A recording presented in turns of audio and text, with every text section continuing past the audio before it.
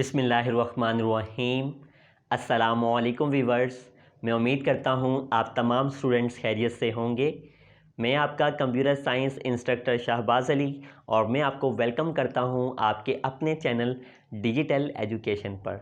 अपने आज के लेक्चर के अंदर हम डिटेल में डिस्कस करेंगे एडवांटेजेस ऑफ अ फंक्शन के कौन कौन से एडवांटेजेस हैं, हम आज के लेक्चर में ये पढ़ने वाले हैं। इसके अलावा आप तमाम व्यूअर्स से दरख्वास्त है, अगर आप चैनल पर नए हैं और आपने अभी तक चैनल को सब्सक्राइब नहीं किया तो जल्दी से चैनल को सब्सक्राइब कर लें और बेल आइकन को प्रेस करें। इसके अलावा अगर आप बाकी तमाम लेक्चर्स 10th क्लास के देखना चाहते हैं या 9th क्लास के देखना चाहते हैं तो उन तमाम की प्लेलिस्ट डिस्क्रिप्शन में ऐड है। और इसके अलावा आपकी आसानी के लिए यहाँ पर आई बटन भी शो हो रहा है, आप वहाँ से जाकर भी आसानी से वो लेक्चर्स देख सकते हैं। आइए बगैर टाइम ज़ाया किए हम शुरू करते हैं हमारा आज का लेक्चर, जो कि है एडवांटेजेस ऑफ अ फंक्शन। तो नंबर 1 एडवांटेजेस जैसे कि आप यहाँ पे देख सकते हैं वो है रीयूजेबिलिटी, यानी फंक्शंस को आप बार बार यूज़ कर सकते हैं। फंक्शन का जो कोड है जब भी आपको ज़रूरत पड़ती है आप उसको क्या कर सकते हैं, इस्तेमाल कर सकते हैं। इसका मतलब ये है कि एक फ़ंक्शन आपने मेंशन किया और उस फंक्शन की फंक्शनैलिटी को आप यूज़ करना चाहते हैं, तो उस फंक्शन की फंक्शनैलिटी को, उसके जो प्रोसीजर है उसको आप यूज़ करना चाहते हैं तो आपको क्या करना पड़ता है, बस उस फंक्शन को आपने कॉल करना है। जैसे आप उसको कॉल करेंगे वो फंक्शन यूज़ होने के लिए तैयार हो जाएगा और आपके पास जो आंसर है, जिस चीज़ का भी वो कोड है, वो आपके पास वो वर्क करेगा। इससे क्या होगा, इससे मिसाल के तौर पर अगर आपने एक फंक्शन लिखा और उसका जो टास्क है, उसका काम है कि 10 दफ़ा आपने उसको बार बार यूज़ करना है। अगर आप फंक्शन नहीं लिखते हैं तो 10 दफ़ा उस चीज़ का कोड आपको लिखना पड़ेगा, लेकिन यहाँ पे क्या हुआ, आपको वो कोड अगेन एंड अगेन लिखने की ज़रूरत नहीं पड़ेगी। आपको जब कभी भी उसकी ज़रूरत पड़ेगी आपने फंक्शन को कॉल करना है और वो आप आसानी से यूज़ कर सकते हैं। इसको एक एग्जांपल की मदद से अंडरस्टैंड करते हैं। मिसाल के तौर पर आपके पास वॉल्यूम ऑफ द क्यूब, आपने वॉल्यूम ऑफ द सिलेंडर और वॉल्यूम ऑफ द स्फेयर आपने फाइंड आउट करना है। यहाँ पे हम मेंशन कर देते हैं, आपके पास यहाँ पे आ गया है क्यूब, यानी क्यूब का वॉल्यूम आपने फाइंड आउट करना है। उसके बाद यहाँ पे आपके पास आ गया सिलेंडर और नंबर 3 पर हम रख लेते हैं कि आपने फाइंड आउट करना है स्फेयर। अब ये 3 डिफरेंट आपके पास शेप्स हैं जिनका वॉल्यूम आपने फाइंड आउट करना है। लेट्स सपोज कि आपके पास क्यूब फाइंड आउट करना है, आपने 10 टाइम्स क्यूब फाइंड आउट करना है।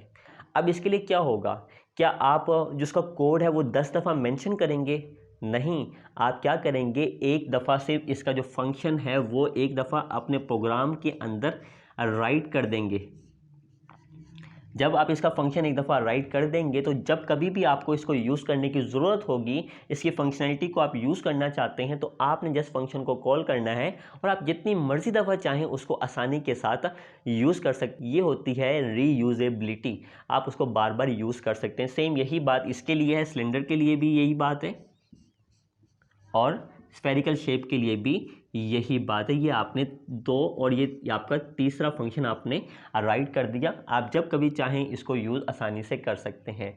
नंबर 2 आपके पास है separation of the task, separate of the task, यानी आप अपने फंक्शन जो आपने लिखा हुआ है, तो फंक्शन करता क्या है, फंक्शन बेसिकली क्या करता है, एक काम के कोड को दूसरे काम के कोड से सेपरेट कर देता है। मिसाल के तौर पर जैसा कि आपको यहाँ पे नज़र आ रहा है, यहाँ पर मैंने 3 फंक्शन लिखे हैं। एक फंक्शन लिखा है क्यूब के लिए, एक सिलेंडर के लिए और एक स्फेरिकल शेप के लिए।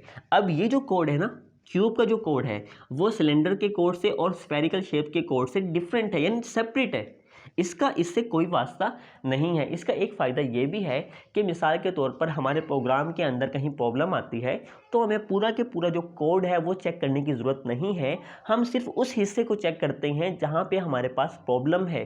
हमें पूरा प्रोग्राम चेक करने की ज़रूरत नहीं है। तो इससे क्या होता है, इससे हमारे प्रोग्राम को समझना हमारे लिए बहुत ही ज़्यादा आसान हो जाता है। तो ये था आपके पास क्या, सेपरेशन ऑफ द टास्क। यहाँ पर मैं आपके लिए रीड भी कर देता हूँ, रीयूजेबिलिटी, यानी function provide the reusability of the code, यानी आप बार बार यूज़ कर सकते हैं। It means whenever we need to use the functionality provided by the function we just call the function. जब कभी भी हम उसको यूज़ करना चाहते हैं हमें जस्ट उसको कॉल करना है। और सेपरेशन ऑफ द टास्क क्या है, function allow us to separate the code of one task from the code of the other task.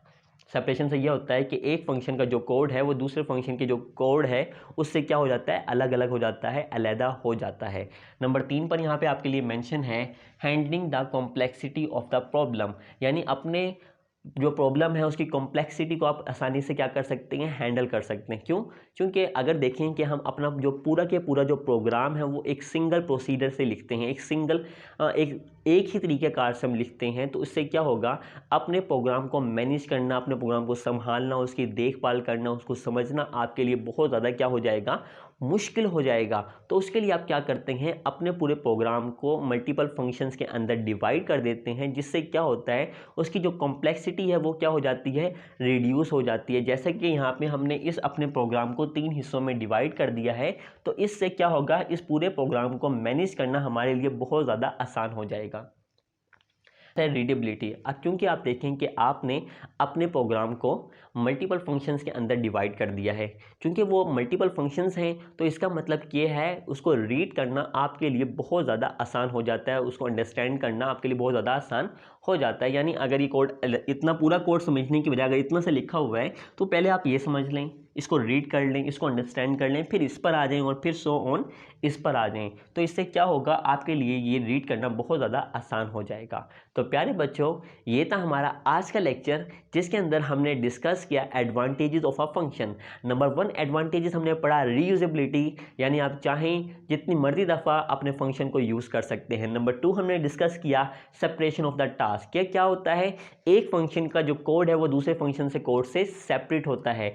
तीसरा हमने डिस्कस किया कॉम्प्लेक्सिटी ऑफ द प्रॉब्लम, क्योंकि वो क्या है, छोटे छोटे पार्ट्स में हमने उनको डिवाइड किया हुआ है, इसका मतलब जो उसकी कॉम्प्लेक्सिटी है वो क्या हो जाती है, रिड्यूस हो जाती है, और उसको समझना बहुत ज़्यादा आसान हो जाता है।